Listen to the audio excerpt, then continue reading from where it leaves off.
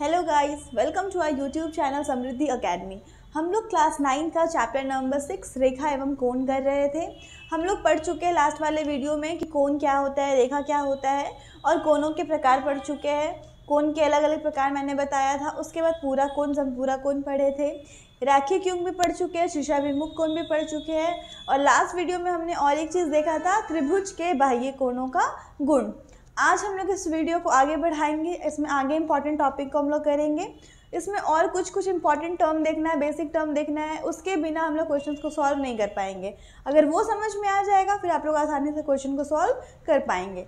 तो देखिए वो सारे इंपॉर्टेंट टर्म क्या है। अब देखिए, मान लिया जाए कि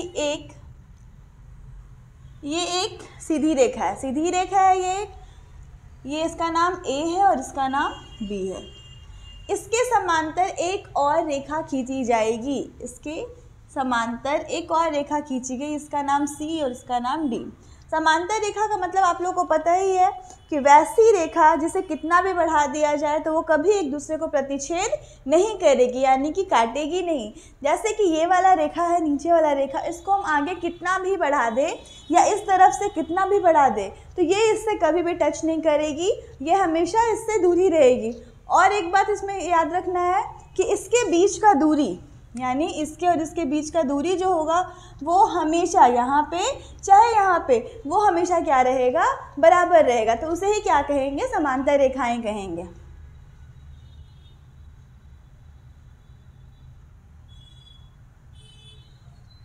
तो उसे ही क्या कहेंगे, समांतर रेखाएं। यानी हम लोग को बस याद रखना है कि वैसी दो रेखाएं समांतर होती हैं जिसे आगे कितना भी बढ़ा दिया जाए तो वो प्रतिच्छेद नहीं करेंगी और उसके बीच की दूरी हमेशा क्या रहती है, समान रहती है। तो उसे ही क्या कहेंगे, समांतर रेखाएं कहेंगे। अब एक रेखा AB है, एक रेखा CD है। तो अब हम लोग समांतर को कैसे दिखाते हैं, तो हम ऐसे लिखेंगे कि AB समांतर है किसके, CD के, यानी कि AB पैरेलल टू CD। समांतर को क्या कहते हैं, पैरेलल कहते हैं। तो AB किसके समांतर है, CD के समांतर है। अब इसमें हम लोग को कुछ कोण के बारे में पढ़ना कि वो कौन कौन सा कोण है वो देखते हैं। जैसे अब इसे एक रेखा क्या करेगी, प्रतिच्छेद करेगी। इसे एक रेखा क्या कर रही है, प्रतिच्छेद कर रही है। इसका नाम दे देते हैं M और इसका नाम दे देते हैं N। यानी M और N AB और CD को क्या कर रही है, प्रतिच्छेद कर रही है। तो अब यहाँ पे समझते हैं कि यहाँ पे कौन कौन से कोण बनते हैं। यहाँ पे देखिए, एक कोण यहाँ पे बन रहा है, एक कोण यहाँ बनता है, एक कोण यहाँ और एक कोण यहाँ। यानी इस समांतर रेखा के अंदर कितने कोण बनेंगे, 4 कोण बनेंगे। और ये चारों कोण अंदर के कोण है, इसको क्या कहेंगे, अंतःकोण कहेंगे। इन चारों को क्या कहेंगे, अंतःकोण। इसे नाम दे देते हैं 1 2 3 4। ये 4 कोण मिल गए। इसी तरीके से इस समांतर रेखा के बाहर में भी कोण बन रहा होगा। तो ये एक कोण, ये एक कोण, ये एक कोण और ये एक कोण। तो यानी कि समांतर रेखा के बाहर में भी कितने कोण बन रहे हैं, 4 कोण बन रहे हैं। तो ये बाहर में बन रहे, इसलिए इसका नाम क्या होगा, बाह्य कोण नाम होगा। ये 4 हो चुका है यहाँ तक, ये 5, ये 6, ये 7 और ये 8। तो इस तरीके से समांतर रेखा के अंदर 4 कोण बनते हैं, समांतर रेखा के बाहर भी 4 कोण बनते हैं। अब इसमें कौन कौन सा कोण हम लोग को पढ़ना वो हम लोग अब देखते हैं। तो एक हम लोग को पढ़ना सबसे पहला एकांतर अंतःकोण। सबसे पहला हम लोग को पढ़ना है एकांतर अंतःकोण। अब ये होता क्या है, एकांतर अंतःकोण क्या होता है। अभी जस्ट मैंने बताया कि अंतःकोण किसे कहते हैं, जो समांतर रेखा के अंदर में बनेगी। यानी इसके भी अंदर में और इसके भी अंदर में, दोनों के अंदर वाले कोण को क्या कहते हैं, अंतःकोण कहते हैं। लेकिन मुझे क्या चाहिए, एकांतर अंतःकोण चाहिए। तो एकांतर अंतःकोण क्या होता है कि ये जो लाइन खींचा गया, प्रतिच्छेद कर रहा है, इसे क्या कहते हैं, तिर्यक रेखा कहते हैं। ठीक है, ये जो लाइन खींचा गया इसे क्या कहते हैं, तिर्यक रेखा कहते हैं। तिर्यक रेखा को इंग्लिश में कहते हैं ट्रांसवर्सल लाइन। ठीक है, ट्रांसवर्सल कहा जाता है। तो ये MN क्या है, एक तिर्यक रेखा है। अब ध्यान रखना है कि एकांतर अंतःकोण क्या होता है। तो जब दो समांतर रेखाएं होंगी, उसे कोई प्रतिच्छेद करेगा तो उसे क्या कहेंगे, तिर्यक रेखा कहेंगे। अब इस समांतर रेखा के अंदर वाले कोण को अंतःकोण कहते हैं और एकांतर का मतलब क्या होता है कि जो तिर्यक रेखा खींचा गया है उसके एक इस डायरेक्शन में होगा, यानी एक इस साइड होगा और दूसरा इस साइड होगा, तब वो क्या बनेगा, एकांतर बनेगा। यानी ये एक तिर्यक रेखा है, इसके एक इस साइड कोण बनेगा और एक इसके एक इस साइड कोण बनेगा, तो उसे क्या कहेंगे, एकांतर कोण कहेंगे। और दूसरी बात ये कि एक ऊपर होगा तो दूसरा कहाँ होगा, नीचे होगा, तो उसे क्या कहते हैं, एकांतर अंतः कोण कहते हैं।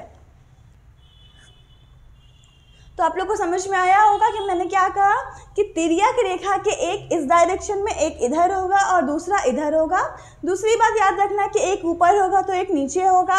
और तीसरी बात याद रखना कि अंतः कोण है तो दोनों समांतर रेखा के अंदर में ही होगा। तो हम लोग ऐसा कह सकते हैं कि कोण एक जो होगा वो तिर्यक रेखा के इधर वाला नीचे वाला कोण कौन सा, कोण 3 के बराबर होगा। और दूसरा कोण 2 जो होगा, ये कोण 2 जो होगा वो कोण 4 के बराबर होगा। किससे, एकांतर अंतः कोण से।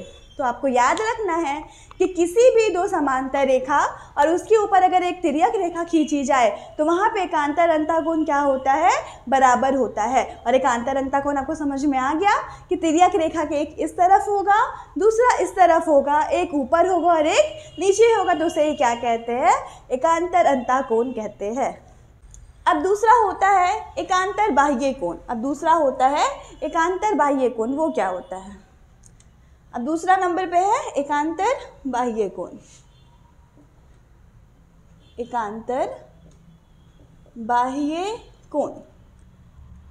बाह्य कोण के नाम से ही क्लियर होगा आपके लिए कि बाह्य का मतलब क्या होता है, बाहर वाला कोण, और एकांतर ठीक इसी की तरह होगा।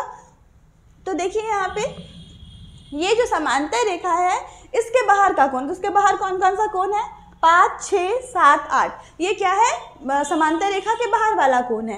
लेकिन हमें लेना कौन सा, एकांतर। तो एकांतर का मतलब फिर से वही कि एक तिर्यक रेखा के इस डायरेक्शन में होगा तो दूसरा इस डायरेक्शन में होगा, एक ऊपर होगा तो एक नीचे होगा। तो हम कह सकते हैं कि कोण 5 जो है, ये वाला कोण 5 किसके बराबर होगा, कोण 7 के बराबर होगा। और दूसरा कोण 6 जो है वो किसके बराबर होगा, कोण 8 के बराबर होगा। तो एकांतर बाह्य कोण में आपको 2 बात याद रखना है कि जो एकांतर बाह्य कोण होता है वो दोनों समांतर रेखा के बाहर में होता है। दूसरा कि एक इस डायरेक्शन में बनेगा, दूसरा इस डायरेक्शन में बनेगा, एक ऊपर बनेगा और एक नीचे बनेगा, तो उसे ही क्या कहते हैं, एकांतर बाह्य कोण। और एकांतर बाह्य कोण हमेशा क्या होता है, आपस में बराबर होता है। अब तीसरा होता है सह अंतः कोण।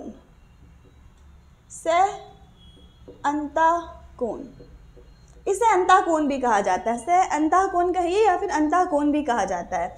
अब ये क्या होता है, अंतः कोण से ही क्लियर हो रहा है कि ये सब अंदर वाले ही कोण होंगे। अंतः कोण का मतलब ये सब अंदर वाले ही कोण होंगे। अब अंतः कोण कहता है कि जो 2 अंतः कोण होगा उसका जोड़ कितना होगा, 180 डिग्री होगा। तो यहाँ पे हम देखेंगे अंतः कोण क्या कहता है कि जो तिर्यक रेखा होता है उसके दोनों एक ही डायरेक्शन में बनता है। पहला तो अंतः कोण है तो अंदर बनेगा, बाहर वाला कोण तो आएगा ही नहीं। और दूसरा बात ये याद रखना है कि ये एकांतर कोण की तरह नहीं होता है कि तिर्यक रेखा के किस तरफ बनेगा किस तरफ बनेगा, ऐसा कुछ नहीं होता है। यहाँ पे होता है कि दोनों तिर्यक रेखा के एक ही तरफ बनेगा और दोनों क्या होगा, अंदर होगा। तो तिर्यक रेखा के दोनों एक ही तरफ कौन कौन सा है, 1 और 4। तो कह सकते हैं कि कोण 1 और कोण 4 इसका जोड़ कितना होगा, 180 डिग्री होगा। किससे, सह अंतः कोण से। दूसरा कोण 2 और कोण 3 इसका भी जोड़ कितना होगा, 180 डिग्री होगा। किससे, सह अंतः कोण से। तो अंतः कोण हम लोग को क्लियर हुआ कि दोनों तिर्यक रेखा के एक ही तरफ होगा, या तो ये दोनों ले लीजिए या तो ये दोनों ले लीजिए। और दूसरा दोनों समांतर रेखा के अंदर में ही होगा और इनका जोड़ कितना होता है, 180 डिग्री होता है। बात 4th नंबर पे आता है संगत कोण। संगत कोण का मतलब क्या होता है, इसमें क्या होता है कि दोनों यहाँ पे मेरे पास समांतर रेखाएं हैं, इसमें समांतर रेखा के एक बाहर वाला देखना है और एक अंदर वाला देखना है। जैसे समझते हैं ए बी और सी डी क्या है हमारे लिए, समांतर रेखाएं हैं, और एम एन क्या है, तिर्यक रेखा है। तो यहाँ पे एक कोण बाहर वाला लेना है और एक कोण अंदर वाला लेना है, उसी को संगत कोण कहते हैं। दूसरी बात ये भी याद रखना है कि दोनों तिर्यक रेखा के एक ही तरफ होगा, तिर्यक रेखा के एक ही तरफ होगा। तो यहाँ पे देखिए तिर्यक रेखा के एक ही तरफ ऊपर में एक 5 है, यानी बाहर में एक 5 है और इसके अंदर में एक 4 है। तो संगत कोण क्या होता है कि दोनों तिर्यक रेखा के एक ही तरफ बनता है, लेकिन एक जो है वो समांतर रेखा के ऊपर बनता है यानी उसके बाहर बनता है, और दूसरा समांतर तिर्यक रेखा के दोनों एक ही तरफ, एक ये कोण, एक ये कोण, एक ये कोण और एक ये कोण है, यानी 5, 1, 4 और 8 है। लेकिन मैंने अभी बताया कि एक कोण समांतर रेखा के बाहर होगा और एक कोण समांतर रेखा के अंदर होगा। तो यहाँ बाहर में कौन सा है 5 और अंदर में कौन सा है 4। बाहर में कौन सा है 5 और अंदर में कौन सा है 4। अंदर में एक भी है पर एक को हम लोग नहीं लेंगे, हम लोग लेंगे इसको, यानी 5 और 4 आपस में क्या होता है, संगत कोण होता है। तो हमने पढ़ लिया कि कौन कौन सा कोण होता है, एकांतर अंतः कोण पढ़ लिया, एकांतर बाह्य कोण पढ़ लिया, अंतः कोण पढ़ लिया और संगत कोण पढ़ लिया कि वो सब क्या होता है। अब हम लोग आगे एक और कोण के बारे में पढ़ेंगे, वो क्या होता है, आसन कोण। अब समझना है आसन कोण क्या होता है। तो आसन कोण का मीनिंग ये होता है कि वैसा दो कोण जिसकी एक भुजा उभयनिष्ठ हो, उभयनिष्ठ का मतलब कॉमन हो, और उसके एक ही शीर्ष हो, तो उसे ही क्या कहते हैं, आसन कोण कहते हैं। जैसे कि यहाँ पे मैंने ये एक कोण बनाया, यहाँ पे एक कोण बन रहा है, लेकिन यहाँ पे बोला गया है कि वैसे दो कोण, ठीक है। तो यहाँ पे हम एक और कोण बनाने के लिए एक लाइन खींचेंगे और यहाँ पे एक कोण बन गया, यहाँ पे एक कोण बन गया, ठीक है। तो क्या बोलता है मीनिंग, वैसा दो कोण जिसकी एक भुजा उभयनिष्ठ हो। देखिए एक भुजा उभयनिष्ठ है, उभयनिष्ठ मतलब कॉमन, कि ये वाली भुजा इस वाले कोण में भी आ रहा है और इस वाले कोण में भी आ रहा है। तो एक भुजा उभयनिष्ठ हो और जिसका एक ही शीर्ष हो, इसका एक ही शीर्ष हो, तो उसे ही क्या कहते हैं, हम लोग आसन कोण कहते हैं। जैसे ए ओ बी और इसका नाम सी। तो यहाँ पे देखिए दो कोण बन रहा है, ए ओ सी और सी ओ बी, और इनकी उभयनिष्ठ भुजा कौन सी है, ओ सी, यानी ओ सी दोनों के लिए क्या है, कॉमन है, उभयनिष्ठ है, और इसका एक ही शीर्ष है, वो क्या है, ओ। तो ऐसे ही कोण को क्या कहेंगे, आसन कोण। और आप लोगों को क्लियर होगा कि आसन कोण क्या होता है। और मैंने यहाँ पे जितने भी हिंदी टर्म यूज़ किए हैं, जितने भी मैंने कोण बताया वो सब हिंदी में बताया है। अगर आप इसकी मीनिंग इंग्लिश में देखना चाहते हैं या इंग्लिश में से क्या कहते हैं वो देखना चाहते हैं, तो मैं वो अलग से एक वीडियो आपके लिए डाल दूंगी कि कौन से कोण को इंग्लिश में क्या कहते हैं।